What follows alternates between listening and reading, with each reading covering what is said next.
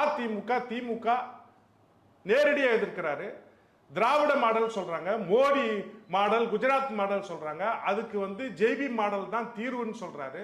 தமிழ்நாட்டில் வந்து எங்கெங்கே திரிஞ்சு கிடந்த இளைஞர்கள்லாம் அரசியல் படணும், அம்பேத்கரி அரசியலை பேசணும், எல்லாரும் சமம் சொல்றாரு. நம்ம ஜாதி அரசியல் பேசக்கூடாதுன்னு சொல்றாரு. வடக்குல வந்து வன்னியர்களும் தலித்துகளும் இணைஞ்சு இந்த நாட்டை பிடிக்கணும்னு சொல்றாரு. அருந்ததியர்களும் பல்லர்களும் ஒன்று சேரணும்னு சொல்றாரு. தேவர்கள் வன்னியர்கள் நாம எல்லாம் வேற வேற இல்லை, பாபா சாஹேப் டாக்டர் அம்பேத்கர் காட்டிய வழின்றது நாம எல்லாம் ஒன்னா சேர்ந்து இந்த அதிகாரத்தை நோக்கி நகரணும்னு பேசுறாரு. இந்த பேச்சுக்கள் எல்லாமே ஆளும் கட்சிகளுக்கு அச்சத்தை ஏற்படுத்திருக்கு. இவர் பேசின பேச்சு அரசியல் விழிப்புணர்வு ஏற்பட்டிருக்கு. உதாரணத்துக்கு இன்னைக்கு பாத்தீங்கன்னா விடுதலை சிறுத்தைகள் இருக்கக்கூடிய நபர்களும் எங்க தலைவர்களை நேசிக்கக்கூடிய நபர்களா இருக்கிறாங்க. புரட்சி பாரத்தில் இருந்தவங்களும் நேசிக்கிறாங்க. இன்னைக்கு திருவள்ளூர்ல வந்து பாட்டாளி மக்கள் கட்சியினுடைய மாவட்ட பொறுப்பாளர் வந்து மேடையில் உட்கார்ந்து நினைவஞ்சலி நிகழ்ச்சியில பங்கேற்கிறார். இல்ல தேமுதிகவினரும் வந்தாங்க. தேமுதிக வந்து அன்னைக்கு தலைவர் இறந்த உடனே மருத்துவமனைக்கு ஓடி வராங்க. திருமதி பிரேமலதா அவர்கள் வந்து மருத்துவமனைக்கே ஓடி வந்து பார்க்குறாங்க. இது எல்லாம் எதை காமிக்குது? இவர் ஒரு சமத்துவ தலைவராக வாழ்ந்திருக்கிறார். சமத்துவத்திற்கான நபரா வந்து தன்னை நிலைநிறுத்தி இருக்கிறார். இன்னைக்கு எல்லாருக்கும் ஆல்டர்னேட்டிவ் பாலிடிக்ஸை சொல்லக்கூடிய ஒரு நபரா இவர் இருந்ததுனால தான் அரசியல் படுகொலை செய்யப்பட்டிருக்கிறாருன்னு நாங்க சொல்றோம். இந்த புன்னை பாலு இதெல்லாம் வந்து எங்களுக்கு நம்பிக்கையே இல்லைங்க. இவங்க பேர்லாம் வந்து நாங்க வந்து முடிச்சு போறதே நாங்க வந்து எதிர்க்கிறோம். இல்ல இந்த முடிச்சு போடுற வேலையை முதல்ல சமூக வலைதளங்கள்ல பண்ணது திமுக ஐடிவி இருக்கலாம். அது வெளிப்படையாவே பேசினாங்க, வெளிப்படையாவும் இருக்கு. இதை நீங்க எப்படி பாக்குறீங்க? ஏன் ஆளுங்கட்சியா இருக்கக்கூடிய திமுக ஐடிவி ஆம்ஸ்ட்ராங் எதிராக இந்த ஆருத்ரா கேஸை உள்ள கொண்டு வருது, பொன்னை பாலு ஆர்கேட் சுரேஷ் லிங்க் பண்ணுது? முதல்ல படுகொலை நடந்த அடுத்த 1 ஹவர்ல இது எல்லாமே சமூக வலைதளங்கள் நடக்குது. இது சம்பந்தமா நம்ம விசிகா கிட்டையும் கேள்வி கேட்டோம், ஆனா எந்த பதிலும் இல்லை. இப்ப அதே கேள்வி தான் உங்ககிட்ட கேட்கிறோம். இன்னைக்கு இருக்கிறது திமுக அரசு, திமுக காவல்துறை. எனவே தான் நாம் வந்து திமுக மீது கேள்வி எழுப்புறோம். திமுக வந்து இப்படி வந்து ஒரு மிகப்பெரிய படுகொலை வந்து ஆற்காடு சுரேஷ் அந்த கத்தி பேரு அன்னைக்கு வேற எந்த கட்சியும் சமூக வலைதளங்கள்ல பேசலன்னு சொல்ல பேசாது. தலைவர் இருக்கும்போது இவரை பத்தி வாய் எடுத்து பேசின ஏதாவது ஒரு ஊடகம் உண்டா? ஏதாவது ஒரு யூடியூப் சேனல் பேசியிருக்கா? ஆம்ஸ்ட்ராங் அப்படின்ற ஒரு வார்த்தையை யாராவது பயன்படுத்தி இருக்கிறாங்களா? வட சென்னையில இருக்கக்கூடிய ஒரு தலித் தலைவர்னு பேசியிருக்காங்க. ஆனா ஆம்ஸ்ட்ராங் அப்படின்ற ஒரு வார்த்தையை உச்சரித்தது உண்டா? இல்லையே. ஆனா தலைவர் இறந்துட்டார் என்ற ஒரே காரணத்தினால இந்த சமூக வலைத்தளத்துல திமுகவினுடைய கைகூலிகளா இருக்கக்கூடிய நபர்கள் இன்னைக்கு தமிழ்நாட்டில் பல்வேறு வேங்க வயல் நடந்து இத்தனை ஆண்டுகள் கடந்த பிறகு அதை பேச வக்கு இல்லாத இந்த திமுகவினுடைய அறுவருடியா இருக்கக்கூடிய நபர்கள் தலைவருடைய இறப்புக்கு பிறகு அதை கொச்சப்படுத்தும் வகையில் பேசுறது தான் எங்களுக்கு ஒரு பெரிய வழி. நாங்க தலைவரை இழந்துட்டு நிக்கிறோம், ஆனா அதை நீ பேசாம இருக்கலாம், பேசி கொச்சப்படுத்துற பாரு, அதுதான் நாங்க எதிர்க்கிறோம். நீ உங்க கட்சிக்கும் உங்க கட்சி தலைமைக்கும் மாரடிக்கக்கூடிய நிலை எப்படி வேணாலும் காண்பி. ஆனா இந்த தலைவர் மீது வழக்கு இருக்கா? இந்த தலைவர் யாராவது கொலை பண்ணாரு, குற்றத்தில் ஈடுபட்டாரு, எங்கேயாவது சாட்சிகள் இருக்கா? எங்கேயாவது பின்னணி இருக்கா? இவருக்கு வந்து அப்படிப்பட்ட தலைவர்னா ஒரு தேசிய கட்சியில தலைவரா 17 வருடங்கள் ஒருத்தர் நீடிக்கிறாரு அப்படின்னு சொன்னா அவர் எப்படிப்பட்ட தலைவரா இருக்கிறாருன்னு சொல்லிட்டு தலைமை அவரை கருதி இன்னைக்கு நிரந்தர தலைவரா அவரை வச்சிருந்தார். 17 வருடங்கள் ஒரு நபர் தேசிய கட்சியில தலைவரா இருந்துட முடியுமா? அப்படி இருக்கிறார் அப்படின்னு சொன்னா குற்ற பின்னணி இருக்கிறார் அப்படின்னா பெகன்ஜி மாயாவதி அவர்கள் வந்து அந்த இறுதி அஞ்சலியில வந்து கலந்தக்கூடிய ஒரு சூழல் ஏற்படுமா? ஒரு சாதாரண கேள்வி. கிடையாது. இதுவரைக்கும் எங்கேயுமே போனதில்லைன்னு சொல்றாங்க. யூபியை தாண்டி இந்தியாவில் எங்கேயும் ஒரு நினைவு அவங்க போனதில்லை, அஞ்சலி செலுத்த போனதே இல்லைன்னு சொல்றாங்க. அப்படிப்பட்ட ஆளுமையா இன்னைக்கு வந்து எங்களை எல்லாம் வளர்த்து ஆலமரம் போல நிக்க வச்சிருக்கிறார் அப்படின்னு சொன்னா நீங்க கொச்சப்படுத்தக்கூடிய அளவுல எங்க தலைவர் தரம் தாழ்ந்து போகல. நீங்க அரசியல் படுகொலைன்னு சொல்றீங்கல்ல? ஆமா. நான் வெளிப்படையாவே இந்த கேள்வி, இதுக்கு பின்னணியில திமுகவினுடைய முக்கிய புள்ளிகள் இருக்கிறதா தொடர்ந்து ஊடகங்கள்ல விவாதம் நடந்துகிட்டு தான் இருக்கு. சரிங்களா? இதை நீங்க எப்படி பாக்க? நாங்க சொல்லல. நாங்க வந்து திமுக அதிமுக பாஜக காங்கிரஸ் தமிழ் மாநில காங்கிரஸ் அப்படின்ற போக்குக்குள்ள நாங்க போகல. ஊடகங்கள் யூகங்கள் அடிப்படையில் இவங்க செஞ்சிருக்கலாம், அவங்க செஞ்சிருக்கலாம், இவங்க துணை இருக்கலாம் அப்படின்ற மாதிரியான பேசு பொருள் வந்து ஊடகத்தில் இருக்கு. இந்த ஊடகத்தில் பேசுறாங்க அப்படின்னு சொன்னா அது வந்து தவறு, இதெல்லாம் வந்து இல்லை அப்படின்னு சொல்லிட்டு காவல்துறையை மறுக்கல. ஆனா அவங்க பேசுனது தவறுன்னு சொல்லிட்டு காவல்துறை அவங்க மேல நடவடிக்கை எல்லாம் எடுக்கல. அதை வந்து நீங்க இப்படி பேசாதீங்கன்னு கட்டும் படுத்தல. இப்படி ஊடகத்துல யூகத்தின் அடிப்படையில திமுக அரசு காரணியா இருக்கு அப்படின்னு சொன்னா விசாரணை அந்த பக்கம் திருப்புங்க, விசாரணை அப்படி திருப்புங்க. இல்ல அதனால தான் விசாரணை வளையத்துக்குள்ள கிட்டத்தட்ட 18 பேர்ல எல்லா கட்சியை தேர்ந்தவனும் தூக்கி உள்ள போட்டாங்கன்ற மாதிரியான ஒரு கருத்து இருக்கு, நீங்க பார்க்கலாம். ஆமா, நீங்க வந்து ஒரு சரண்டர் ஆகுறாங்க, சரண்டர் ஆகும் பொழுது ஒருத்தர் கொல்லப்படுறாரு, என்கவுண்டர், நாமெல்லாம் அதை ஆதரிக்கல. என்கவுண்டரில் ஒரு தரப்பு வந்து சொந்த பந்தம்னு சொல்கிறாங்க, சொந்த பந்தம் அல்லாத ஒரு நபர் வந்து கொல்லப்படுறாரு. ஏன் கொல்லப்படுறாரு? ஆளுங்கட்சி தரப்பு யாராவது கை நீட்டுறாரா இல்லை காவல்துறை யாராவது கை நீட்டுறாரா? இருந்திருக்கலாம்ல. சிசிடிவியில் வந்து காவல் நிலையத்தில் இருக்கு, எப்போ அவன் வந்து சரண்டர் ஆனான் அந்த சிசிடிவி காண்பிக்கப்படலை. ஹெல்மெட் போட்டவன்லாம் கொலை பண்ணான்னு நீங்கள் சுடப்பட்டவன் நீங்கள் சொல்கிறீங்க, அது எல்லாம் வந்து நம்பக்கூடியதா இல்லை. அப்போ எப்போ அவன் வந்து சரண்டர் ஆகிறான், யாரு சரண்டர் படுத்துறா? அன்னைக்கு இருந்த கமிஷனர் ஏன் மாற்றப்படுறாரு? தனியார் நிறுவனத்திடமிருந்து 50 கோடி பணம் பெற்றிருக்கிறார் கமிஷனர்னு ஊடகங்கள் தான் சொல்லுது. அப்ப அந்த ஊடகங்கள் சொல்லக்கூடியது உண்மையா? அந்த 50 கோடி வாங்கினார்ல, ஏன் பிறகு பேசப்படல? ஏன் மூடி மறைக்கப்பட்டது? அப்போ எங்களுக்கு வந்து இயல்பாவே ஒரு சந்தேகம் ஏற்படுதுல. ஏன்னா செத்தவர் எங்க அண்ணன்ல. உங்களுக்கு இல்ல, பொதுமக்களுக்கு அந்த கேள்விதான் வருது. பொதுமக்கள் இயல்பா நீங்க பாக்குறீங்க, தமிழ்நாடு முழுக்க போராட்டங்கள் நடக்குது. இந்த போராட்டங்கள்ல குடும்பமாக ஜாதிகளை கடந்து அந்த போராட்டத்துல கலந்துக்கக்கூடிய சூழல் நிலவு. இல்ல குழந்தைகளும் பார்க்க முடியும், குழந்தைகள். அப்போ ஒரு அச்சம் ஏற்படுது. ஏதோ ஒரு பின்னணியை போட்டு மூடி மறைச்சிடலான்னு நினைச்சத பூதாகரமா வெடிக்கிறதுனால இந்த தலைவர் வந்து இப்படிப்பட்ட தலைவர் இல்லை, கொலைகாரர்களோ கொள்ளைக்காரர்களுக்கு ஆதரவான தலைவர் இல்லை, ஏழையின் பக்கம் நீதியின் பக்கம் நின்னக்கூடிய ஒரு தலைவரை கொலை பண்ணிட்டாங்க, அரசியல் படுகொலை செஞ்சுட்டாங்க. அதனால இதை மூடி மறைக்கிறதுக்கு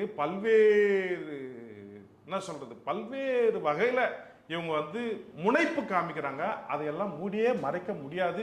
இது தமிழ்நாட்டை கடந்து போனதனால் மட்டும்தான் தமிழ்நாட்டில் இருக்கக்கூடிய ஊடகங்கள் இதுக்கு பேச வேண்டிய நிலைக்கு தள்ளப்பட்டாங்க. எல்லா ஊடகத்தையும் நான் சொல்றேன். மாயாவதி அவர்கள் வந்ததுக்கு அப்புறமே நேஷனல் மீடியா அட்டென்ஷன் வந்துடுச்சு. நேஷனல் ஊடகத்து பக்கம் இது வந்து திசை திரும்பி போனதுனால தமிழக அரசும் தமிழ்நாட்டினுடைய காவல்துறையும் செய்வது அறியாமல் நின்று கொண்டிருக்கிறது. இல்ல இப்ப பாராளுமன்றத்துல அதிமுகவினுடைய அமைச்சர் தம்பிதுரை பேசினதை நீங்க பார்த்திருப்பீங்க அந்த வீடியோ. அவர் பேசும்போது எதிரில் இருந்த காங்கிரஸ் மற்றும் திமுக கூட்டணி மொத்தமா கூச்சலிட்டதை நீங்க பாத்தீங்க. ஏன் கூச்சல் போட்டீங்க? எதுக்கு கூச்சல் போடுறீங்க? இந்த கொலைக்கு உங்களுக்கு சம்மந்தம் இல்லைல்ல. பாராளுமன்றத்தில் சட்ட ஒழுங்கு சிக்கல் இருக்கு, ஆம்ஸ்ட்ராங் போன்ற தலைவர்கள் கொல்லப்படுறாருன்னு சொல்லும் பொழுது நீங்க வந்து கூச்சல் இடுறீங்கன்னா அது அங்க அந்த பேரை பதிவு பண்ணக்கூடாதுன்னு நினைக்கிறாங்களே பாராளுமன்றத்தில். அவர் பதிவு சொன்னதை அது பதிவு செய்யறாரு, ஒரு எம்பி பதிவு பண்றாரு, அதை நாங்கள் வரவேற்கிறோம். அவர் பேசியிருக்கிறாரு, பாராளுமன்றத்தில் பேசியிருக்கிறாரு, அவருக்கு எங்களுடைய நன்றியை நாங்கள் தெரிவிச்சிருக்கிறோம். அந்த பேசி அங்க பதிவு செய்யும் நேரத்தில் நீங்க கூச்சல் குழப்பத்தை ஏற்படுத்த வேண்டிய தேவை என்ன? தலைவர் கொல்லப்பட்டது உண்மை, 100க்கும் மேற்பட்ட படுகொலைகள் தமிழ்நாட்டில் நடக்கிறது உண்மை, ஒரே நாள் 6 கொலை நடந்திருக்கு, ஒரே நாள்ல 6 கொலைகள் நடப்பது உண்மை. இந்த உண்மைகளை பாராளுமன்றத்தில் பேசி இருக்கிறாரு.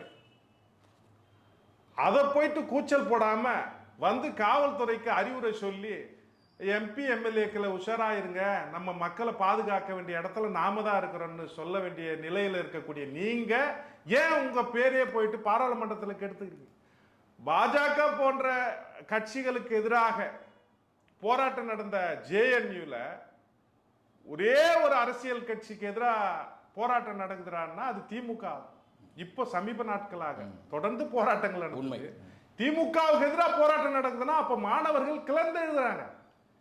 இன்னைக்கு ஷெட்யூல் காஸ்ட்ல பிறந்த தலைவருக்கு உதாரணத்துக்கு குறிப்பா பாபா சாஹேப் டாக்டர் அம்பேத்கர் கருத்தியலை கொண்டு போன ஒருவர் கொல்லப்பட்டிருக்கிறார்னா அப்ப திமுக அரசு என்ன செஞ்சிட்டு இருக்குன்னு கேள்வி கேட்கிறான். தற்போதைய திமுக ஆட்சியின் மீது மாணவர்களுக்கு நம்பிக்கை இல்லை.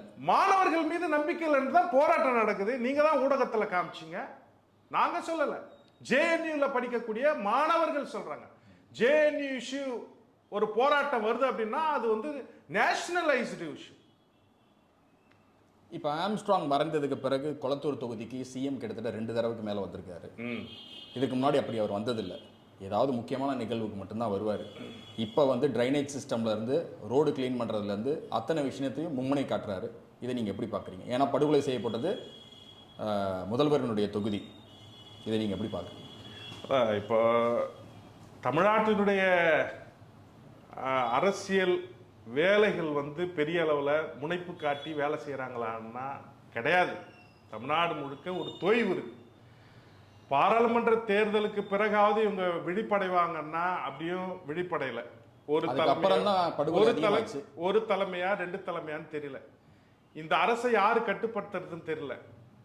மாண்புமிகு ஸ்டாலின் அவர்கள் கட்டுப்படுத்துறாரா, இல்ல அவங்க மருமகன் ஆட்சி நடத்துறாரா, அவங்க மகன் ஆட்சி நடத்துறாரா, இல்ல அவங்க தங்கை ஆட்சி நடத்துறாங்களா? இப்படி வந்து ஒரு பெரிய கேள்விக்குறிகள் நம்மிடம் இருக்கிறது. காவல்துறையை கட்டுப்படுத்தக்கூடிய திரு ஸ்டாலின் அவர்கள் நேரடியா நின்று இந்த தமிழ்நாடு மக்களை காக்கக்கூடிய இடத்துல இருக்கிறார் அப்படின்னு சொன்னா இன்னைக்கு கஞ்சா போன்ற விஷயங்கள் கட்டுப்படுத்தப்பட்டிருக்கும். அது பேர் என்ன, குட்கா அப்படின்னு சொல்லிட்டு சட்டசபையில போயிட்டு நீங்க வந்து மாலை மாதிரி போட்டுக்கினீங்க, அப்படியே தூக்கி காமிச்சிங்க. நீங்க எதிர்கட்சியா இருக்கும் பொழுது காமிச்சிங்களா இல்லையா? உண்மைதானே? இந்த ஊடகங்கள்லாம் பார்த்துச்சுல. அப்ப குட்கா வந்து தமிழ்நாடு முழுக்க சரளமா கிடைக்குதுன்னு சொல்லிட்டு பேசிய நீங்க இன்னைக்கு கஞ்சா வந்து பெரிய அளவுல போதை மாநிலமா மாறி போயிருக்கு. உங்களுடைய கட்சியில ஒருத்தர் இருந்தாரு, அவர் பேர் சொல்ல விரும்பல, அவரை கைது செஞ்சு டெல்லி அழைச்சின்னு போனாங்களே, அவர் யார் பின்னணியில இருந்தாரு கஞ்சாவுக்கு? அப்ப அந்த கஞ்சா போன்ற பொருட்கள் வந்து ஈஸியா கிடைக்கிறதுனால தானே இளைஞர்கள் தன்மையப்படுத்தப்பட்டு கூலிப்படைகளா மாறுறாங்க. மெட்ரோல உட்காந்து அடிக்கிறாங்க கஞ்சா. மெட்ரோல உட்காந்து கஞ்சா அடிக்கக்கூடிய சூழல் தமிழ்நாட்டில் நிலவுது அப்படின்னு சொன்னா கஞ்சா வந்து இளைஞர்களை வந்து தன்மையப்படுத்தப்பட்டு கூலிப்படைகளா மாறக்கூடிய நிலைமைக்கு தள்ளப்படுறது யாரா அப்படின்னு சொன்னா தமிழ்நாடு அரசாங்கம் தானுங்க. அப்ப அந்த தமிழ்நாடு அரசாங்கம் வந்து இதை கட்டுப்படுத்தணுமா இல்லையா? அதை கட்டுப்படுத்தாதனுடைய விளைவு தானே இன்னைக்கு வந்து படுகொலைகள். ஒரு நாளைக்கு 6 கொலைகள் நடக்குது. ஒரு ஹோட்டலுக்குள்ள போயிட்டு அப்படியே வெட்டுறானுங்களே. இதெல்லாம் எங்கிருந்து உருவாகுது? இந்த போதை மையத்துல இருந்து தானே உருவாகுது. அப்ப நீங்க தானே இதை கட்டுப்படுத்தணும். இன்னைக்கு நீங்க கொளத்தூர் பகுதியில நீங்க வந்து வேலை செய்யறீங்க அப்படின்னு சொன்னா ஒரு பய உணர்வு ஏற்பட்டு இருக்குது. நாளைக்கு எங்க அண்ணியை கூட நாங்க வந்து எங்க அண்ணன் இறப்புக்கு பிறகு எங்க அண்ணன் கனவு கண்டது என்ன, பிஎஸ்பி ஆட்சி அதிகாரத்துல இங்க ஒரு எம்எல்ஏ வந்து நம்ம தொடங்கணும்னு கனவு கண்டாரு. எங்க அண்ணியை நிறுத்துவோம், தலைநகரத்துல ஏதாவது ஒரு பகுதியில் எங்க அண்ணியை நிறுத்தி எம்எல்ஏவை ஆக்கக்கூடிய வேலை தான் எங்களுடைய வேலை. அதுதான் எங்களுடைய அண்ணனுடைய கனவை வந்து நிறைவேற்றக்கூடியதா இருக்க முடியும்ன்றதுதான் எங்களுடைய. இல்ல முதல்வர் ஸ்டாலினுக்கு எதிராக கொளத்தூர் தொகுதியிலே கூட நிக்கிறதுக்கு வாய்ப்பு இருக்கு இல்லையா? தலைநகரத்துல எங்க அண்ணியை நிக்க வைக்கிறது எங்களுடைய காலத்தின் கட்டாயம். தலைநகரத்துல அந்நிய நிக்க வச்சு ஜெயிக்க வைக்கிறது தான் எங்களுடைய முதல் வேலை. அது எந்த தொகுதியா வேணுமானாலும் இருக்கலாம். இப்போ ஆம்ஸ்ட்ராங் அவர்களின் படுகொலைக்கு பிஎஸ்பி கட்சியை சேர்ந்த அனைவர்களும் தொடர்ந்து போராட்டம் முன்னெடுக்கிறத நம்ம பார்க்க முடியுது. 30ஆம் நாளில் இன்னைக்கு ஒரு போராட்டம் நினைவஞ்சலி மாதிரி வச்சிருக்கீங்க. தொடர்ந்து 9ஆம் தேதி ஒரு போராட்டம் இருக்கு. இது ஒரு பக்கம் இருந்தாலும் ரஞ்சித் அவர்கள் தான் அண்ணனா மதிக்கக்கூடிய ஆம்ஸ்ட்ராங் அவர்களுக்காக ஒரு பேரணி நடத்தினார். அது நடத்தினதுக்கு பிறகு திமுகவும் விசிகாவும் கட்டங்கட்டி ரஞ்சித்தை அடிக்கிறத பார்க்க முடியுது. இது நீங்கள் எப்படி பார்க்குறீங்க? நான் கட்சி பேர் குறிப்பிட்டே சொல்கிறேன், திமுகவும் விசிகாவும். ரஞ்சித் அண்ணனை பொறுத்த வரைக்கும் அவர் வந்து எங்கள் தலைவரோட ஒரு அந்யுன்யமாக பழகக்கூடிய ஒரு வாய்ப்பை பெற்றிருந்தார். ரஞ்சித் அவர்கள் அண்ணன் ஆம்ஸ்ட்ராங் அவர்கள் எனக்கு கல்விக்கு உதவினார் என்று அவரே ஒரு பேட்டியில் சொல்லியிருக்கிறார். பிறகு அவர் திரைத்துறைக்கு வந்தவுடன் அவங்களுடைய குடும்பம் வந்து வீட்டில் வந்து நேரத்தை செலவு செஞ்சுட்டு போகக்கூடிய சூழலில் ரஞ்சித் அண்ணனுடைய குடும்பம் வந்து இருந்தது. தனிநபர் உறவு குடும்ப உறவாக மாறிச்சு. இந்த குடும்ப உறவாக மாறின பிறகு திரைத்துறையில் ஒரு பெரிய பேக்கப்பாக உருவாகிறார். அண்ணன் ஆம்ஸ்ட்ராங் அவர்கள் வந்து திரைத்துறையில என்னுடைய கருத்தியலை திரையில பிரதிபலிக்கிறாரு திரு பாரஞ்சித் அவர்கள். இல்ல அவர் மட்டும் இல்ல, வெற்றிமாறன், மாரி செல்வராஜ் எல்லாரையும் ஆதரிச்சார். ஒரு பாரஞ்சித் வருகைக்கு முன் வருகைக்கு பின் அப்படின்ற 2 பார்ட்டா பிரிக்கலாம். தமிழ்நாட்டில் இருக்கக்கூடிய திரைத்துறையில இருக்கக்கூடிய திரைப்படங்களை அவர் வருகைக்கு பிறகு தன்னுடைய அரசியலை வந்து திரையில பேசுறாருன்ற பேக்கப் வந்து அண்ணன் ஆம்ஸ்ட்ராங் அண்ணன் வந்து துணையா நின்னாரு. பெரிய இளைஞர் பட்டாளத்தை வந்து திரைத்துறையில கொண்டுட்டு போறாரு அப்படின்ற ஒரு நம்பிக்கை வந்து ஒரு ஹாப்பியை கொடுத்துச்சு. இந்த இடத்துல நம்ம இதை பதிவு பண்ணணும். அரசியல்ல மட்டும் இல்ல, திரைத்துறையிலும் ஆம்ஸ்ட்ராங் அவர்கள் ஒரு முக்கிய பங்கு வகிச்சார். பெரிய அளவில் திரைத்துறையில பங்கு வகிச்சார். அந்த பங்கு வகிச்சதுனால தான் வந்து பாரஞ்சித் அண்ணன் போன்ற, மாரி செல்வராஜ் அண்ணன் போன்ற நபர்கள்லாம், வெற்றிமாறன் அண்ணன் போன்றவர்கள்லாம் வந்து ஒரு எளிமையா வந்து ஒடுக்கப்பட்ட விளிம்பு நிலை இருக்கக்கூடிய இந்த சமூகத்துல பின்னோக்கி தள்ளப்படுகிற பெண்களை வந்து இழிவா காண்பிக்கிற திரைத்துறையில ஒரு டிக்னிட்டியா காண்பிக்கக்கூடிய சூழலுக்கு வந்தாங்க அப்படின்னு சொன்னா அதுக்கு பின்னணியில எங்க அண்ணன் ஆம்ஸ்ட்ராங் போன்ற நபர்கள்லாம் இருந்தாங்க. அதை வந்து ஒரு பெரிய பேக்கப்பா இருந்ததுனால திடீர்னு கொல்லப்படுறாரு. திடீர்னு கொல்லப்படும் பொழுது தன்னுடைய குடும்பத்துல ஒரு அண்ணன் எப்படி இறந்தா நாம எதிர்த்து நிற்போமோ அப்படிதான் ரஞ்சித் அண்ணன் வந்து போராட்ட களத்துக்கு வந்ததா நான் பார்க்கிறேன். அவர் நடத்தின ஒரு பேரணின்றது வெறும் நீலம் பண்பாட்டு மையம் மட்டும் பங்கேற்றதா நான் கருதல. குடும்பமா குழந்தைகள், குறிப்பா வழக்கறிஞர்கள், இளைஞர்கள் வந்து பல்வேறு மாவட்டங்கள்ல வந்து குவிஞ்சு அந்த பேரணியில கலந்துக்கிட்டாங்க. ஒரு பெரிய ஒரு இறப்பு நடக்குது. அந்த இறப்புக்கு நீதி கேட்டு தன்னுடைய பொருளாதார நலனை கூட பார்க்கல. எனக்கு அடுத்தது பாதிப்பு வரும், தங்களான் ஒரு படம் வரப்பொழுது அந்த படத்துக்கு பெரிய பிரச்சனை வரும் அப்படின்னு கருதாம எங்க அண்ணன் முக்கியம்னு களத்துல வந்து நின்னாரு. பாத்தீங்களா, அரசியல் அழுக்கற்ற பொருளாதாரத்தை நலன்னு பார்க்காம திரைத்துறையில நாம இருப்போமா இருக்க மாட்டோமான்றத கருதல. என் அண்ணன் செத்துட்டாரு, அதுக்கு நீதி வேணும்னு களத்துல வந்து நின்னாரு. அதுதான் அவர் செஞ்சது. சேகர் பாபு பாரஞ்சித் யாருன்னே தெரியாதுன்ட்டாரு அவரு. ஒரு மேடையில அவங்க 2 பேரும் ஒன்னா உட்காந்து பாரஞ்சித் அவரே பாராட்டியிருக்காரு. அதுவும் குறிப்பிடணும். அவரே ஒரு மினிஸ்டர், சேகர் பாபு அவர் ஒரு மினிஸ்டர். அவர் ஒரு மினிஸ்டரா இருந்துக்கிட்டு ஒரு சின்ன பிள்ளைத்தனமா வந்து சில பதில்கள் சொல்லுவார் ஊடகத்தில். ஊடகம் கேட்கும்பொழுது டக்குன்னு மாற்றி பேசக்கூடிய ஒரு நபரா சேகர் பாபு அண்ணன் இருக்கிறார்.